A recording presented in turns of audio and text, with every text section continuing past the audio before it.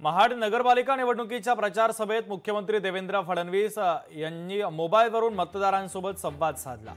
राष्ट्रवादी भाजप युतीच्या उमेदवारांच्या प्रचार सभेसाठी आमदार प्रवीण दरेकर महाडमध्ये उपस्थित होते।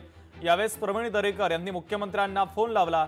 यावेळेस कमळ आणि घड्याळ चिन्हासमोरील बटण दाबून युतीच्या उमेदवारांना निवडून देण्याचं आवाहन देवेंद्र फडणवीसांनी केलं। तर महाराष्ट्र शासन उमेदवारांना मदत करेल असा शब्दही त्यांनी दिलेला आहे।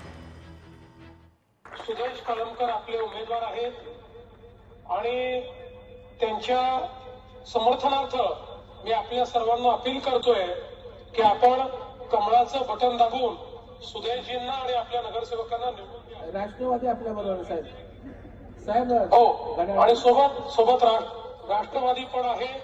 राष्ट्रवादीचेही जे घड्याळ चिन्ह आहे त्यालाही आपण त्याचंही बटन दाबून जिथे जिथे राष्ट्रवादी आहे त्यांनाही निवडून द्या। आपल्याला कल्पना आहे की आपल्या शहराच्या विकासाकरता आम्ही आपल्या सोबत आहोत आणि सुदेश आणि आपल्या सगळ्या नगरसेवकांना पूर्ण मदत ही महाराष्ट्र शासनाची असेल। लोकशाही मराठी ऐका, पहा, जागरूक रहा।